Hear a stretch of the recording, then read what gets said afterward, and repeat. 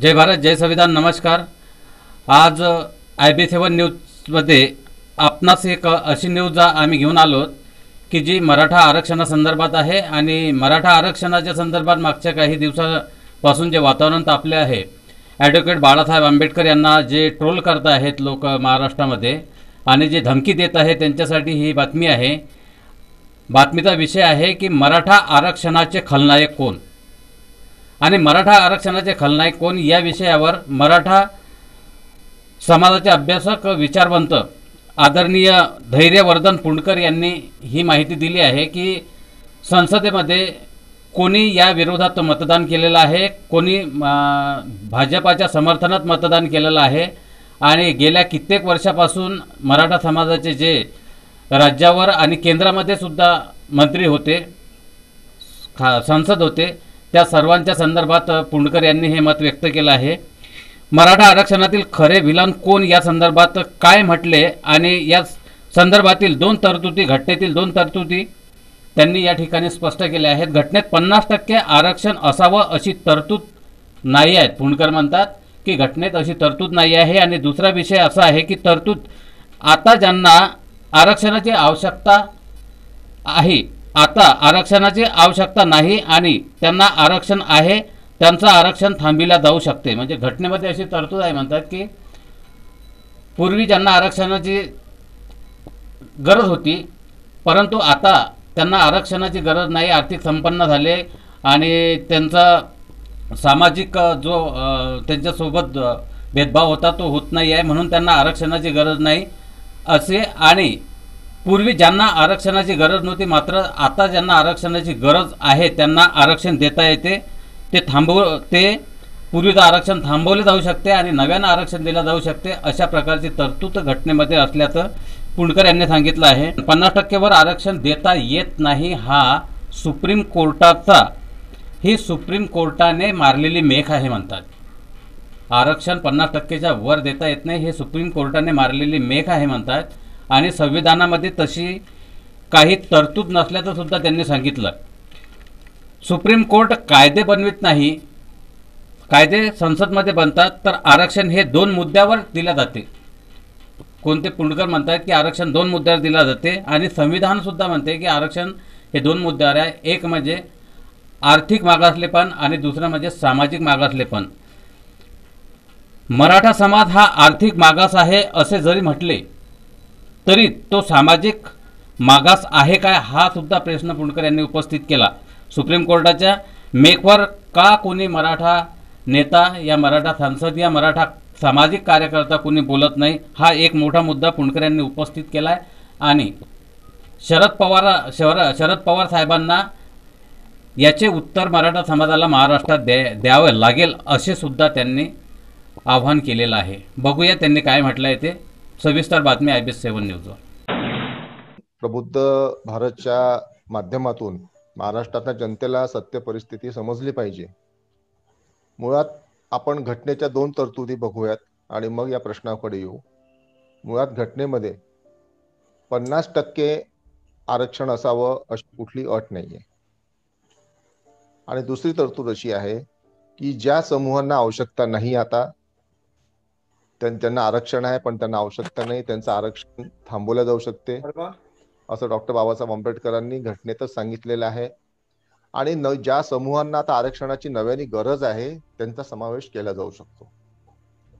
आता या 2 घटना जर आपण बघितल्या तर त्याच्यानंतर येते इंदिरा साहनीची केस, जी साहनीच्या केसमध्ये सुप्रीम कोर्टाने असं म्हटलं की 50%च्या वर आरक्षण देता येत नाही.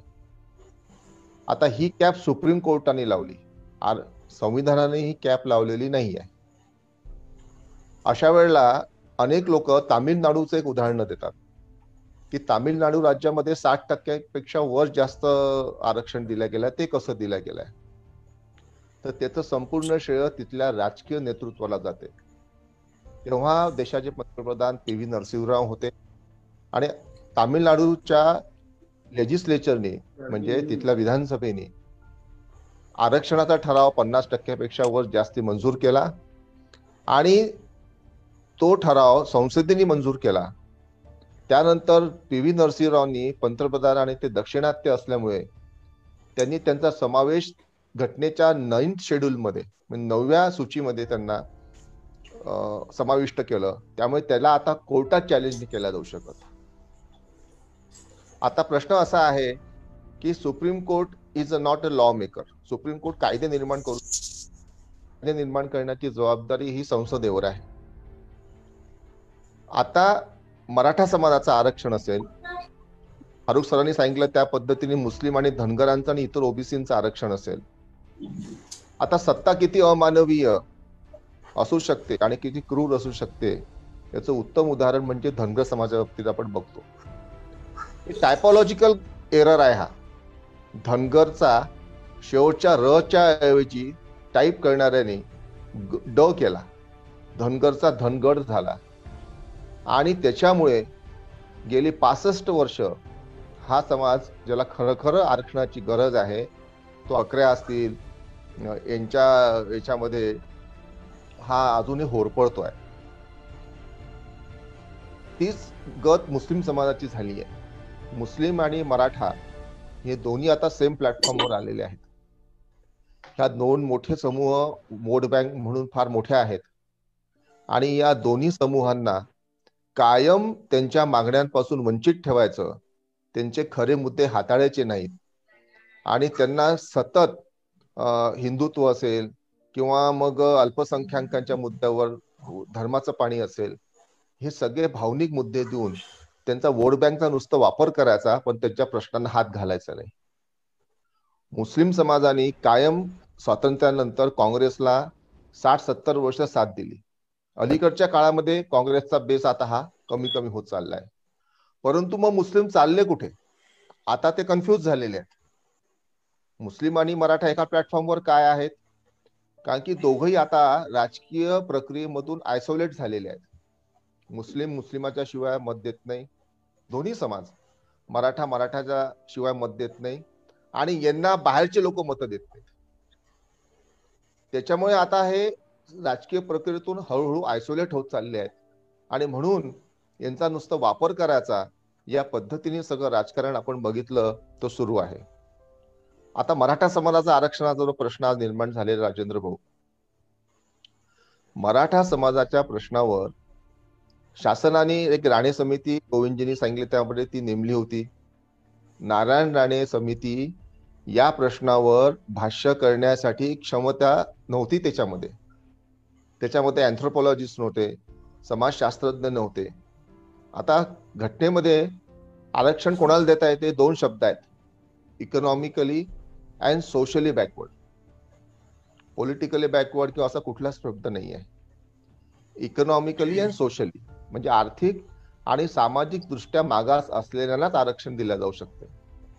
आता एखादा समूह आर्थिक दृष्ट्या मागासलेला हे सिद्ध करावं लागेल, तो सामाजिक दृष्ट्या मागासलेला हे सिद्ध करावं लागेल. आता एखाद्या वेळेला आर्थिक दृष्ट्या मागासलेला तुम्ही सिद्ध करूनही घ्याल, परंतु मराठा समाज हा सामाजिक दृष्ट्या मागासलेला आहे. आता सामाजिक दृष्ट्या मागासलेला म्हणजे काय की त्याच्यासोबत अस्पृश्यता झाली आहे का? जे काही भेदभाव इतर मागासवर्गीय समाजासोबत झालेले आहेत ते सर्व भेदभाव मराठा समाजासोबत झाले आहे काय? सामाजिक दृष्ट्या त्याला वाळीत टाकल्या गेल्या आहे का? या सगळ्या गोष्टी तुम्हाला कोर्टामध्ये सिद्ध कराव्या लागतील. आणि म्हणून आता सुप्रीम कोर्टाने जी स्थगिती दिली त्या स्थगितीवर खूप आरोप प्रत्यारोप होत आहेत. त्याच्यामध्ये एक गोष्ट सरळ आहे, सुप्रीम कोर्टाचा जर तुम्ही निकाल वाचला, त्या निकालामध्ये जी मेख सुप्रीम कोर्टाने घालून दिलेली आहे त्याच्यावर एकही मराठा पुढारी आणि शासन बोलायला तयार नाही. सुप्रीम कोर्टाने काय म्हटलं त्याच्यामध्ये की आरक्षण 50% पलीकडे नेण्यासाठी एक्स्ट्राऑर्डिनरी सिच्युएशन काय निर्माण झाली हे आमच्या समोर राज्य शासनाने मांडलंच नाही. मग जेव्हा राज्य शासनाने मांडतच नाही सुप्रीम कोर्टामध्ये की अशी काय परिस्थिती निर्माण झाली की आम्हाला 50% जो कॅप आहे, जी अट आहे ती आम्हाला उल्लंघन करावी लागते, हे ताकदीने सुप्रीम कोर्टासमोर मांडल्याच गेलं नाही. सरकारच्या ॲफिडेव्हिट मध्ये या गोष्टी आल्या नाहीत. त्यामुळे सुप्रीम कोर्टाने जे देता येत नाही कायद्यानुसार आरक्षण त्याला स्थगिती देऊन टाकली. मग आता इथे प्रश्न हा निर्माण होतो की कायदेशीर मार्गाचा अवलंब गव्हर्नमेंट ऑफ महाराष्ट्राने केला का? याच्यामध्ये सगळे सामील आहेत, काँग्रेस, राष्ट्रवादी, सेना, बीजेपी आणि आताच हे तिघांचं आघाडीचं शासन. माझा असा प्रश्न आहे, माझा असा मुद्दा आहे त्याच्यामध्ये, फार अत्यंत महत्वाचा मुद्दा आहे की एक कोणा समूहाला आरक्षण देत असताना एक कायदेशीर मार्ग आहे, रूट आहे. काय रूट आहे त्याचा? तुम्ही आयोग नेमा, त्या आयोगाच्या शिफारसी त्या राज्याच्या विधानसभेसमोर आणि विधान परिषदेसमोर, लेजिस्लेचर समोर, विधिमंडळासमोर ठेवा. विधिमंडळाचा ठराव घ्या. तो ठराव एनसीबीसी कडे पाठवा. तो प्रस्ताव, national commission for backward classes, ज्याला 103 वेळा आताच्या घटना दुरुस्तीने आता संपूर्ण संवैधानिक मान्य करून टाकलेला आहे. एनसीबीसी कडे पाठवा. एनसीबीसी त्याच्या शिफारसीसह तो संसदेकडे पाठवतो आणि संसद मग त्याच्यावर निर्णय काय घेतात ते घेतात. मराठा समाजाच्या बाबतीत गायकवाड आयोग जो नेमला गेला, त्या गायकवाड आयोगाच्या शिफारसी फक्त महाराष्ट्राच्या कॅबिनेटने मान्य केलेल्या आहेत. हे फार महत्वाचं आहे. महाराष्ट्राच्या विधिमंडळाने अद्यापपर्यंत त्याच्यावर ठराव घेतलेला नाही. हे मराठा समाजाने लक्षात घेतलं पाहिजे. जिथे 80% समाजाचे आमदार आहेत, त्या विधिमंडळामध्ये अद्यापही गायकवाड समितीच्या शिफारसींवर सकारात्मक ठराव झालेला नाही. तो प्रस्ताव एनसीबीसी कडे गेला नाही. तिथे न गेल्यामुळे तो संसदे म्हणजे केंद्राकडे जायचा प्रश्नच निर्माण होत नाही. त्यामुळे आज रोजी केंद्र सरकारकडे मराठा समाजाला आरक्षण देण्यासंदर्भातला कुठलाही प्रस्ताव पेंडिंग नाही. हा पहिला मुद्दा. दुसरा मुद्दा, महाराष्ट्र जनतेने समजून घ्यावं की 102वी अमेंडमेंट आणि 103 ची अमेंडमेंट, 102 मध्ये एसीबीसी, 103 मध्ये economically backward class, economically EWS आहे, इकॉनॉमिकली विकर सेक्शनचा तो मुद्दा त्यांनी मान्य केलेला आहे. या दोन्ही बिलांवर छत्रपती संभाजीराजे आणि छत्रपती उदयनराजे आणि बीजेपीचे सर्व खासदार राज्यसभेत उपस्थित होते. पक्षाचा व्हीप होता. या दोघांनी त्याला मतदान केलेला आहे. आता तुम्ही कोणत्या तोंडाने मराठा समाजाला ईडब्ल्यूएस मध्ये टाका असं म्हणू शकता, एसीबीसी मध्ये टाका असं म्हणू शकता.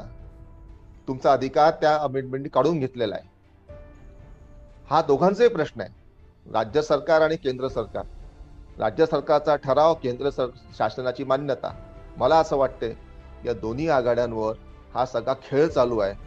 धनगरांच्या बाबतीत तेवढा मोठा खेळ झालेला आहे की फडणवीस सरकारने असं घोषित केलं होतं की सत्ता आल्यानंतर पहिल्या कॅबिनेटच्या मीटिंग मधला पहिला ठराव हा धनगर समाजाचा आरक्षणाचा असेल, परंतु तो पूर्ण करू शकले नाहीत आणि केला नाही मुद्दामून.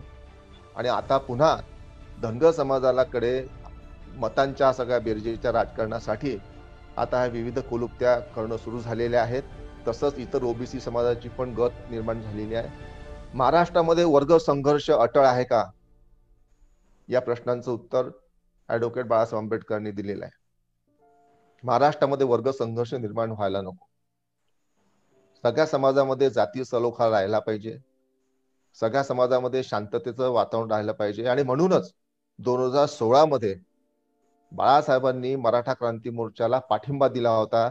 आणि पाठिंबाच दिला नाही तर ओबीसी आणि बौद्धांना असं आव्हान केलं होतं की प्रतिमोर्चे काढू नका.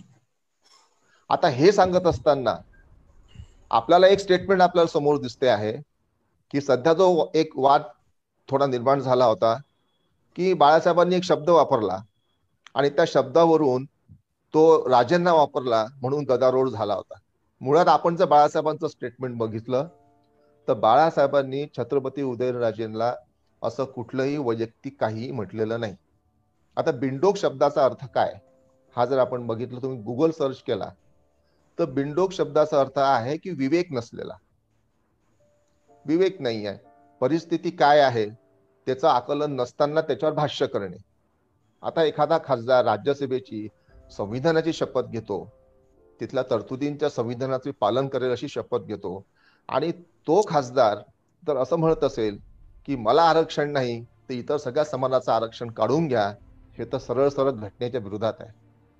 मला मिळालं नाही म्हणून सगळ्या समाजाचं आरक्षण काढून घ्या, ही भूमिका मुळात अयोग्य आहे. त्यातल्या त्यात खासदार असलेला किंवा ऑफिस ऑफ प्रॉफिट ज्याला म्हणतो आपण, लोकप्रतिनिधी असतील, संसदेतले कुठल्याही सभागृहाचे सदस्य असतील, त्यांनी घटनेविरोधात काय असं म्हणणं योग्य नाही आहे. आणि ते अयोग्य म्हटलं असं बाळासाहेबांचा मतितार्थ होता, परंतु त्याचा राजकारण म्हणून वापर करून तो त्या पद्धतीने वापरला गेला. सन्माननीय बाळासाहेब आंबेडकर असतील किंवा डॉक्टर बाबासाहेब आंबेडकर असतील, या निमित्त मी महाराष्ट्राला सांगू इच्छितो की जय भवानी जय शिवाजी ही जी घोषणा आहे, या घोषणाचे निर्मातेच डॉक्टर बाबासाहेब आंबेडकर आहे. 14 तळाच्या आंदोलनाच्या वेळेला बाबासाहेबांनी जे लेटरहेड छापलं होतं, त्या लेटरहेडवर ही घोषणा त्यांनी छापली होती.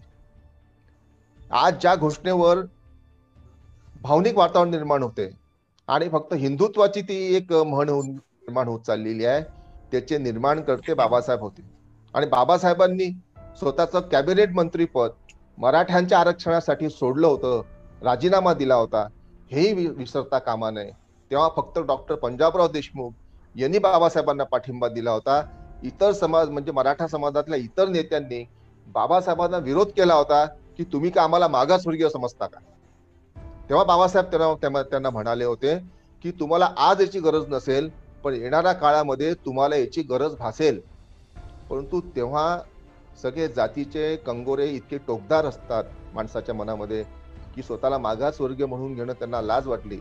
पण आज परिस्थिती काय आहे की आज मराठा समाजाला रस्त्यावर यावं लागलं की आम्हाला मागासवर्गीय म्हणा.